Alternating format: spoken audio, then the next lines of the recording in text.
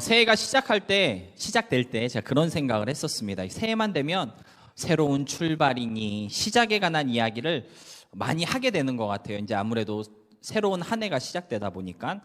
그래서 시작과 출발에 대한 이야기도 좋지만 너무 그거에만 포커스 하는 것도 물론 의미가 있겠지만 마지막 날, 끝날에 대한 말씀도 전하는 것이 좋겠다라고 하는 그런 생각을 가졌었는데요.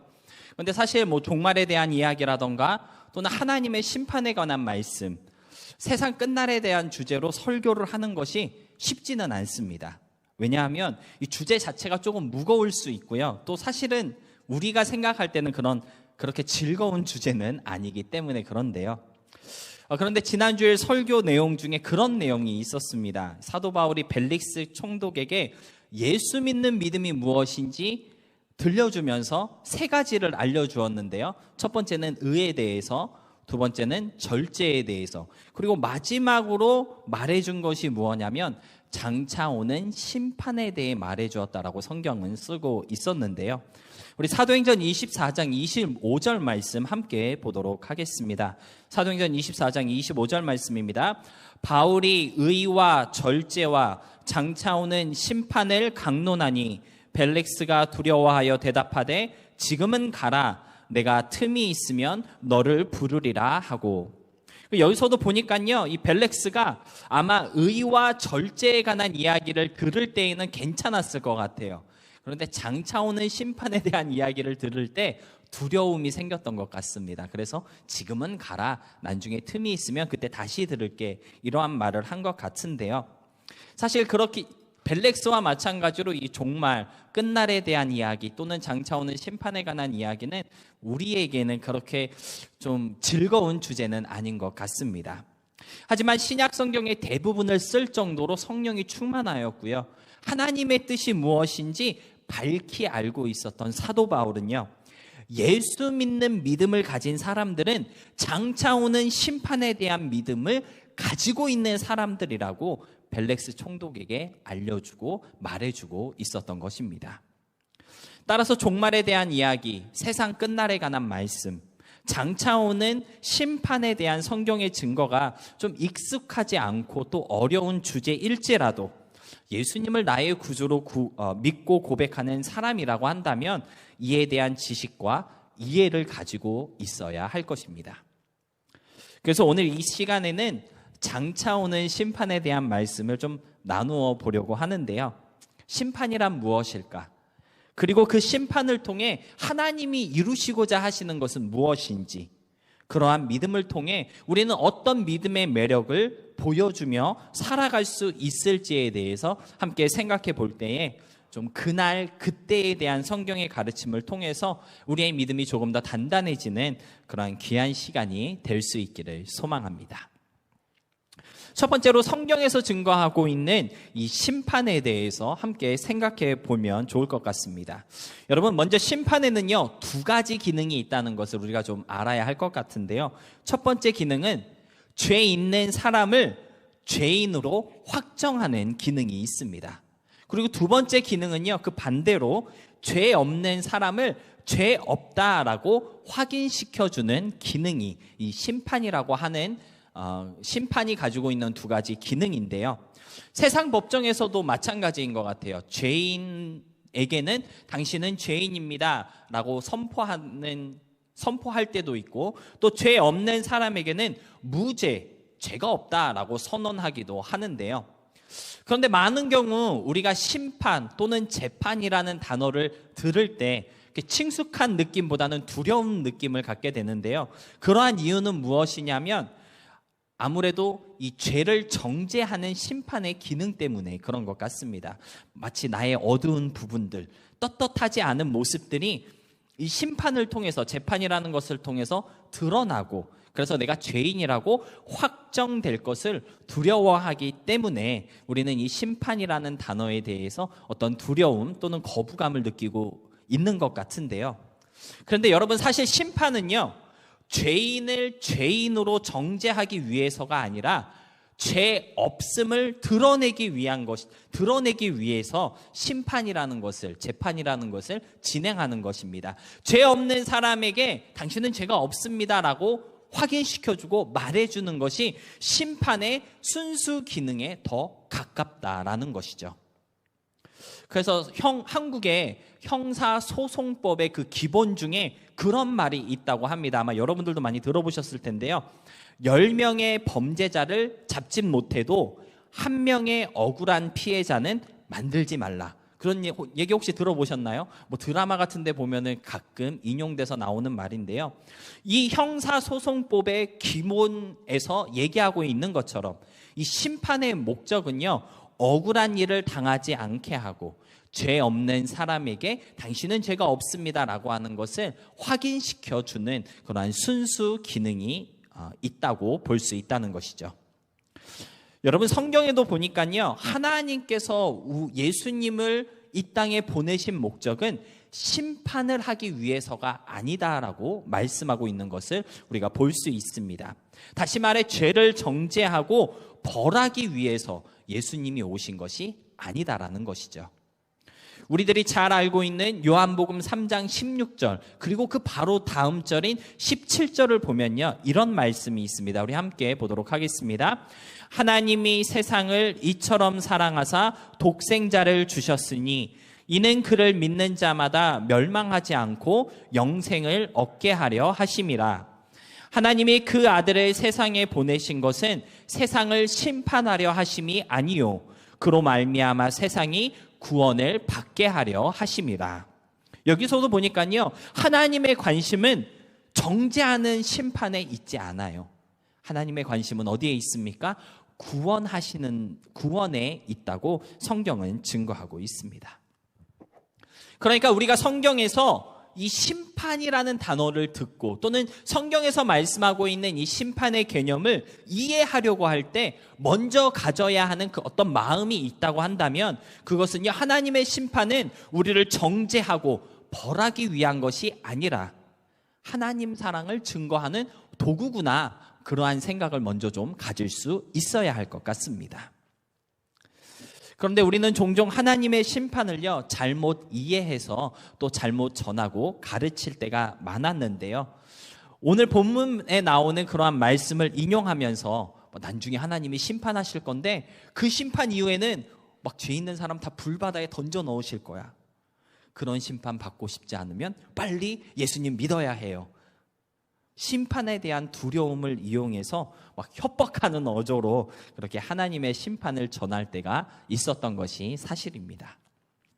그리고 그러한 잘못으로 인해 많은 사람들이 내가 예수 믿지 않아서 지옥에 가는구나, 내가 예수 믿지 않아서 영원토록 고통을 받게 되는 것이구나, 그러한 오해를 갖게 했던 것 같습니다. 여러분, 잘 들어보시기 바랍니다. 우리가 지옥을 가는 이유, 사람들이 지옥에 가는 이유가 무엇일까요? 예수 믿지 않아서 지옥에 가는 걸까요? 엄밀하게 따지면요, 예수 믿지 않아서 지옥에 가는 것이 아닙니다. 사람들이 지옥에 가는 이유는요, 그들의 죄 때문에 지옥에 가는 것이죠. 그들의 죄로 인해 지옥의 벌을 받는 것이고, 하나님이 예비하신 그 영원한 형벌에 들어가는 것이지 예수 믿지 않아서 지옥 가는 것이 아닙니다. 사람들은요, 벌써부터 죄인이었어요. 우리는 이미 죄인이었습니다. 그래서 그 죄에 대한 형벌을 받게 되어 있었습니다. 어떻게 표현하자면, 사람들은 이미 지옥으로 향해 가는 지옥행 열차에 타고 있는 것과 똑같다라는 것이죠. 예수님을 믿지 않았기 때문에 그 열차를 타게 된 것이 아니고요, 예수님을 믿는 것과 상관없이 이미 그 열차에 몸을 싣고 있다라는 것입니다. 그리고 지옥으로 가는 그 열차에서 내릴 수 있는 유일한 길이 있는데, 그것이 무엇이냐면 바로 예수님을 나의 구주로 믿고 고백하는 것입니다. 그래서 예수 믿지 않아서 지옥에 간다고 하는 말은요, 잘못된 오해입니다. 예수님을 믿으면 언제든지 지옥으로 향해 가는 그 열차에서 내릴 수는 있지만 믿지 않아서 지옥을 가는 것은 아니다라는 것을 우리가 먼저 좀 이해했으면 좋겠고요. 그럼에도 불구하고 많은 분들이 예수 믿지 않아서 지옥에 가는 것이라고 오해를 하고 있는 이유는요, 아마도 우리가 그 하나님의 심판에 대한 그 두려운 부분을 좀 이렇게 무섭고 협박적인 어조로 전했던 잘못들이 있었기 때문인 것 같습니다. 여러분, 성경을 가만히 보면요, 성경에서 말씀하고 있는 이 심판이라고 하는 것은요, 사실 우리가 생각하는 것처럼 막 그렇게 두렵고 어둡고 무서운 것이 아니라 성경에서 말씀하고 있는 심판의 개념은 사실 구원입니다. 성경은요, 하나님의 심판을 구원이라는 개념에서 전하고 있는데요, 구약 성경을 보면 사사기라고 하는 그러한 성경이 있습니다. 이 사사기라고 하는 성경을 영어로 보면요, 저지스라고 이렇게 되어 있습니다. 이 저지스라고 하는 단어를 명사로 보면요, 재판관이라는 뜻이고요, 동사로 풀이하면은 아마 뭐 심판하다, 재판하다, 그러한 뜻으로 이해할 수 있는 단어인데요, 사사기라고 하는 성경은 어떤 성경이냐면 우리에게 성경적인 심판의 개념이 무엇인지 알려주고 보여주는 그러한 성경이라고 말할 수 있겠습니다. 아마도 사사기를 읽어보신 분들은 아시겠지만 사실 사사기의 내용을 이렇게 쭉 보면요, 우리가 이제까지 갖고 있는 어떤 그 성경에서 말하고 있는 심판의 개념과는 조금 다르게 전개되는 그러한 내용을 접할 수 있게 되는데요, 사사기 전체를 이렇게 쭉 읽어보면 사사기 전체의 구조가 사실 되게 간단 명료합니다. 일정한 패턴이 있어요. 어떤 패턴이냐면 하나님께서 이스라엘 민족들에게 은혜를 내려주십니다. 그러면 이스라엘 민족들은 그 은혜를 마음껏 누리면서 점점 하나님께 소홀해지기 시작해요. 하나님께 소홀해지고 결국은 하나님을 떠나게 될 때 하나님은요, 주위 이방 나라들을 사용하셔서 이스라엘 민족들에게 벌을 내리십니다. 그럼 하나님의 벌을 받은 이스라엘 민족들은 그 아픔과 고통 속에서 하나님 앞에 회개하고 다시 하나님의 은혜를 간구하게 되거든요. 그럼 이스라엘 민족의 회개를 들으신 하나님은 다시 은혜를 베푸시고 그들의 모든 상황을 구원하시기 위해서 사사라고 불리는 사람들을 보내시는데요, 사사기 전체의 내용이 이러한 패턴이 계속 반복되고 있는 것을 볼 수가 있습니다. 은혜 받아 평안하면 하나님에게서 멀어지고, 그 때문에 벌을 받으면 또 회개하고, 그러면 다시 구원하시는, 그것이 계속해서 반복되는 것이 사사기 전체의 내용이다라는 것이죠. 그리고 여기서 재판관이라고 불리는 이 사사라는 인물들이 등장하는 부분이 어디냐면요, 하나님의 은혜를 떠나가서 하나님의 말씀을 듣지 않은 이스라엘 민족들을 벌하는 부분에서 사사가 등장하는 것이 아니라 회개하고 돌이킨 이스라엘 민족들을 구원할 때 바로 이 사사라는 인물들이 등장하는 것을 볼 수가 있습니다. 사사라는 사람들, 재판관이라고 불리는 사람들은요, 벌을 주고 괴롭히는 인물이 아니라 그러한 상황 속에 있는 사람들을 구원하는 구원자로 성경에 기록되고 있다라는 것이죠. 그래서 이 사사기의 그 히브리어 제목을 보면요, 쇼펫이라고 쓰여져 있는데, 이 쇼펫이라는 단어는 재판한다, 다스린다, 그러한 의미도 있지만 무엇보다 구원한다라는 의미가 아주 강한 그러한 단어로 쓰여져 있다고 합니다. 여러분, 하나님의 심판은요, 우리를 겁주고 억압하고 두렵게 하는데 목적이 있지 않다라는 것입니다. 심판하시는 하나님은요, 우리를 구원하시는 하나님이세요. 우리를 구원하시기 위해 오시는 하나님이시라고 성경은 알려주고 있다라는 것입니다.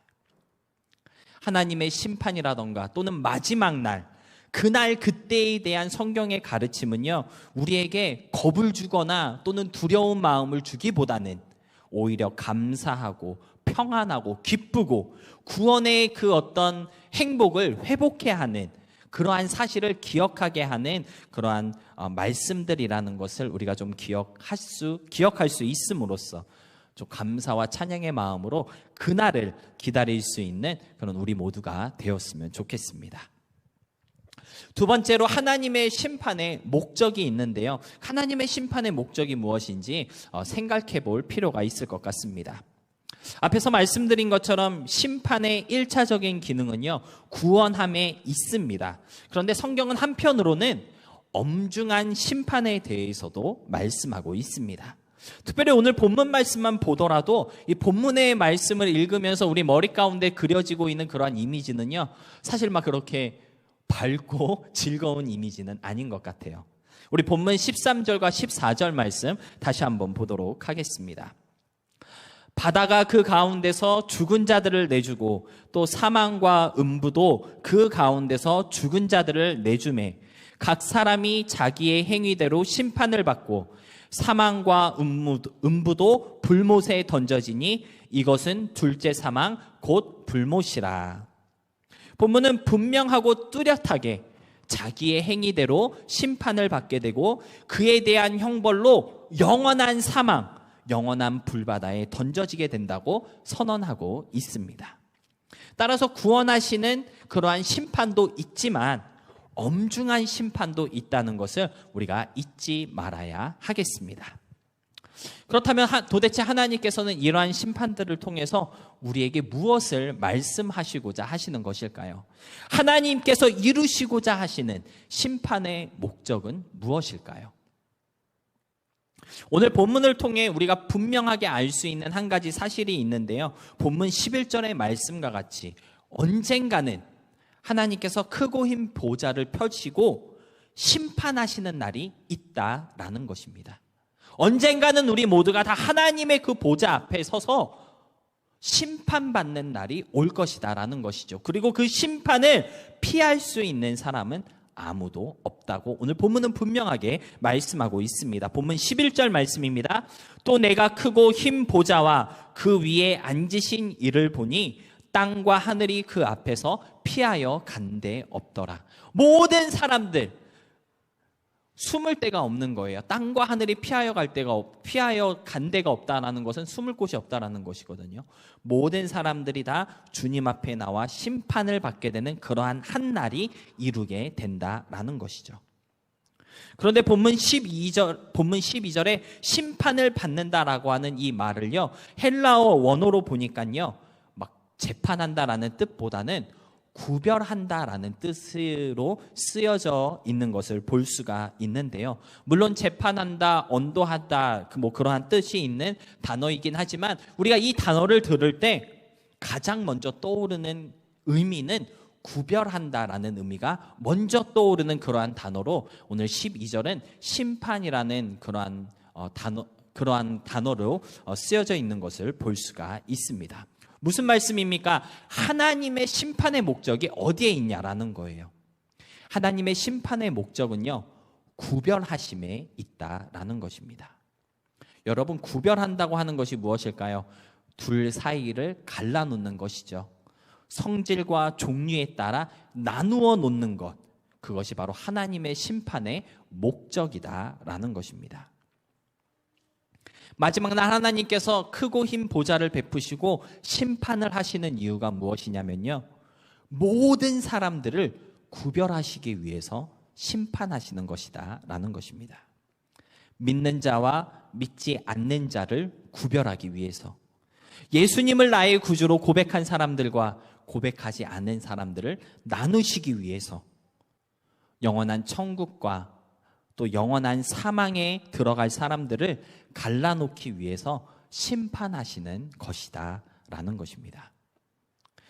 심판은요, 분명 구원이라고 하는 기능과 또 형벌이라고 하는 기능, 이 두 가지를 다 가지고 있습니다. 하나님의 심판의 목적은 무엇이냐면요, 한쪽에는 영원한 구원을, 또 다른 한쪽에는 영원한 형벌을 주시기 위해서 갈라놓으시고 구별하시기 위해 심판하시는 것입니다. 여러분, 하나님의 심판의 목적이 구별하는 것에 있다는 것을 우리가 생각할 때 그러한 생각을 우리가 좀 가질 수 있으면 좋을 것 같아요. 그렇다면 나는 그날 그때에 어느 편으로 나뉘게 될 것인가? 나는 어느 쪽으로 가게 될 것인가를 우리가 좀 진지하게 생각해 볼 수 있어야 할 것 같습니다. 천국에 들어갈 사람으로 구별될 것인지, 아니면 영원한 불바다에 들어갈 사람으로 나뉘게 될 것인지, 내 자리는 과연 어디일까?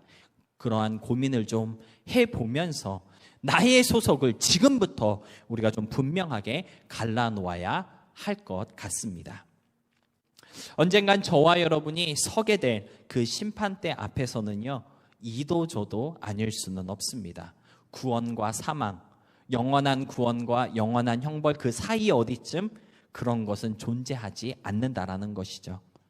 마지막 그날 그때에는요, 구원에 이르는 믿음이든지 아니면 영원한 사망에 던져지든지 둘 중 하나밖에 없다는 것을 기억하시고 어느 쪽이 될 것인지 지금부터 내 믿음의 자리를 좀 분명하게 우리도 구별할 수 있었으면 좋겠습니다.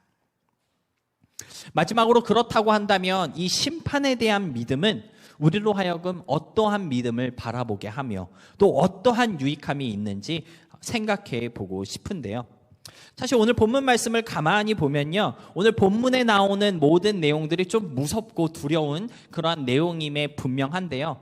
그런데 본문의 이 내용들이 무서운 이유는요, 본문에 나오는 이 심판 때문에 그런데 이 본문에 나오는 모든 심판들 그리고 그 심판으로 말미암은 어떠한 형벌들은요, 다 생명책에 기록되지 않은 사람들에게 내려진 처벌이라고 성경은 분명하게 말씀하고 있습니다. 본문 12절 말씀인데요, 우리 함께 보도록 하겠습니다. 우리 다 같이 함께 읽어보도록 하겠습니다. 시작. 또 내가 보니 죽은 자들이 큰 자나 작은 자나 그 보좌 앞에 서 있는데 책들이 펴 있고 또 다른 책이 펴졌으니 곧 생명책이라. 죽은 자들이 자기 행위를 따라 책들에 기록된 대로 심판을 받으니. 여기 보니까요, 책이 2권 나옵니다. 여러 권이 나오는데 책을 좀 구별하자면 생명책이라고 불리는 책이 하나 있었고 그 외에 다른 책들이 있었습니다. 생명책에 기록되지 않은 사람들은요, 이 책들에 기록된 대로 심판을 받았고 형벌을 받게 되었다라고 오늘 본문 12절은 분명하게 말씀하고 있습니다. 책들에 기록된 사람들 그리고 그 책들에 기록된 대로 심판을 받게 되는 것이 마지막 심판이다라는 것이죠. 생명책에 기록되지 않은 사람들의 이름은요, 책들에 기록되어 있습니다. 그리고 그 책들에는 그 사람들의 이름과 그들의 행위가 다 적혀져 있다고 오늘 성경은 말씀하고 있는데요. 오늘 본문의 말씀이 두렵고 떨리고 무서운 말씀인 이유는 생명책에 기록되지 않은 사람들, 예수 믿지 않은 사람들에 대한 형벌을 기록하고 있기 때문에 그렇습니다. 그렇다면 생명책에 기록된 사람들, 그 사람들은요, 보좌 앞에 섰을 때 어떠한 심판을 받게 될까요? 예수 믿는 사람들에게는 하나님께서 어떠한 심판을 내리실까요? 우리가 앞에서 요한복음 3장 16절로 17절 말씀을 함께 읽었는데요, 한 절 더 가서 18절까지 우리 함께 보도록 하겠습니다. 요한복음 3장 16절로 18절 말씀입니다. 우리 다 같이 함께 읽어보겠습니다. 시작. 하나님이 세상을 이처럼 사랑하사 독생자를 주셨으니 이는 그를 믿는 자마다 멸망하지 않고 영생을 얻게 하려 하심이라. 하나님이 그 아들을 세상에 보내신 것은 세상을 심판하려 하심이 아니요 그로 말미암아 세상이 구원을 받게 하려 하심이라. 그를 믿는 자는 심판을 받지 아니하는 것이요 믿지 아니하는 자는 하나님의 독생자의 이름을 믿지 아니하므로 벌써 심판을 받은 것이니라. 여기 보니까요, 생명책에 기록된 사람들, 즉 예수 그리스도를 나의 구주로 믿고 고백한 사람들은요, 그날 그때에 받을 심판이 없다라고 18절에서 분명하게 말씀하고 있습니다. 그러니까 우리가 두려워해야 할 그러한 심판은 없다라는 것이죠. 그러니까 하나님의 심판이라던가 마지막 날, 끝날에 대한 그러한 말씀을 들을 때 두려워해야 할 이유가 있을까요? 없을까요? 무서워해야 할 이유가 없다라는 것입니다. 왜냐하면 우리를 심판할 그러한 심판이 없다고 요한복음 3장 18절에서 분명하게 말씀하고 있기 때문에 그렇습니다. 그런데 여러분, 안심하지 마시기 바랍니다. 우리에게 정죄하는 심판은 없을지 모르지만 하나님의 자녀로서 어떻게 살았는지에 대한 하나님의 판단은 아직 남아있다고 성경은 알려주고 있습니다.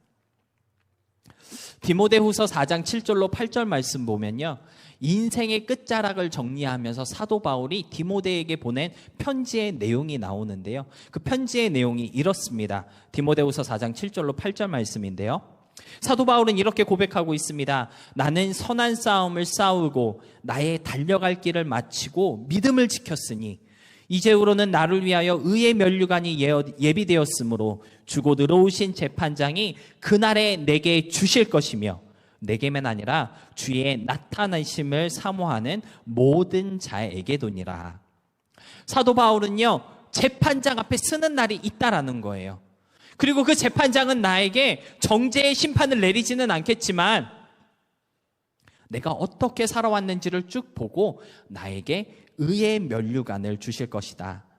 그렇게 사도 바울은 고백하고 있습니다.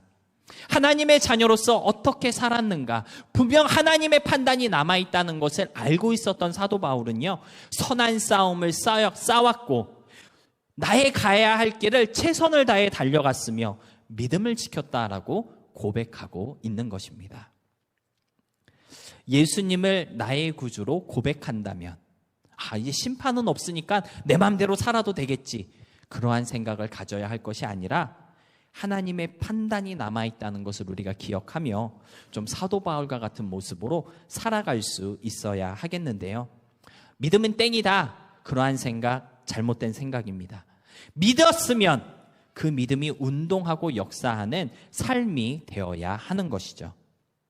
생명책에 기록되었다고 해서 끝이 아니고요, 아직 하나님의 판단이 남아있음을 기억해야 한다라는 것입니다.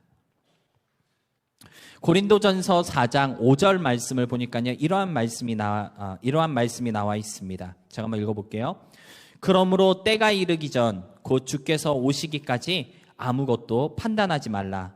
그가 어두움에 감추인 것들을 드러내고 마음의 뜻을 나타내시리니 그때에 각 사람에게 하나님으로부터 칭찬이 있으리라.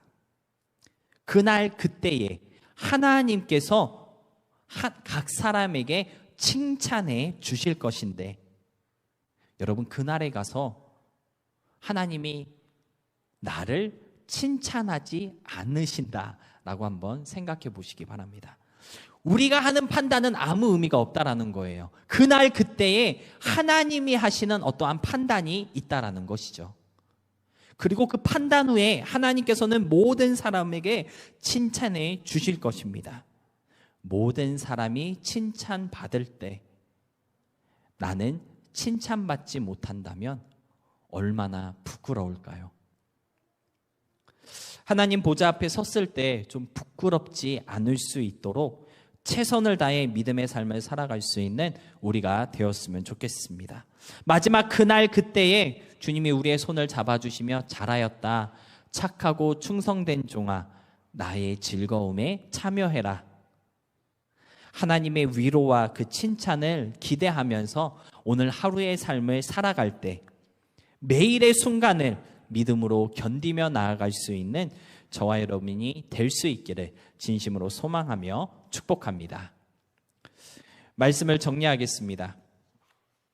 히브리서 6장 19절 말씀, 우리 표준 세번역 성경으로 함께 보도록 하겠습니다. 히브리서 6장 19절 말씀 우리 다 같이 함께 읽어보도록 하겠습니다. 시작.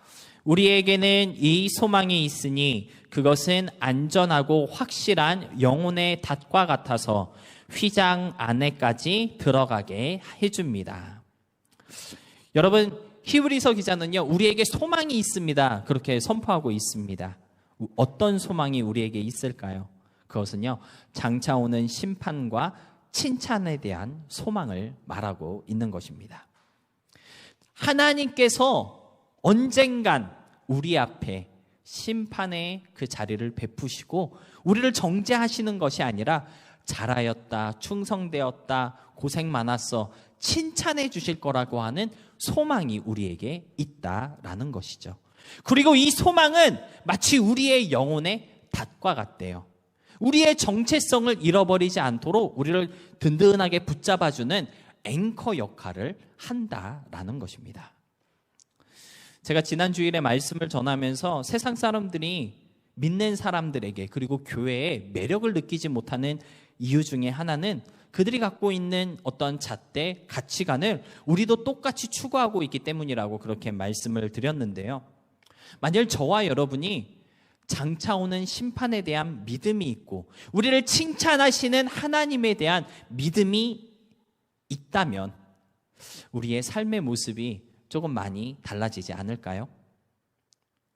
이 세상이 끝이 아니고 하나님이 이루시는 온전하고 아름다운 세상이 있음을 우리가 믿는다면 잠깐인 이 세상이 주는 그 만족에 크게 연연하지 않을 것 같습니다. 그런데 믿지 않는 사람들처럼 우리도 마치 이 세상이 전부인 듯, 이 세상이 끝인 것처럼 최대한 많이 가지려고 하고 최대한 많이 즐기며 최대한 누리고 싶어 하기 때문에 세상 사람들과 다를 거 없는 모습으로 살아가게 되는 것 같은데요. 마지막 날, 그날 그때에 있을 심판에 대한 믿음은 우리로 하여금 세상과 구별되게 하고 세상이 풍길 수 없는 예수의 향기를 내게 한다는 것을 우리가 좀 깨달을 수 있었으면 좋겠습니다. 장차 오는 심판에 대한 믿음이 그리스도인으로서의 우리의 정체성을 더욱 굳건하게 해준다라는 사실을 좀 기억하면서 하나님께도 칭찬받고 믿지 않는 사람들에게도 칭찬받는 그러한 모습으로 살아갈 수 있음으로써 저 여러분이 있는 그 삶의 자리마다 잊혀진 예수의 향기가 다시 풍기며 회복해 되는 진정한 믿음의 사람들로 살아갈 수 있게 되기를 진심으로 소망하며 축복합니다.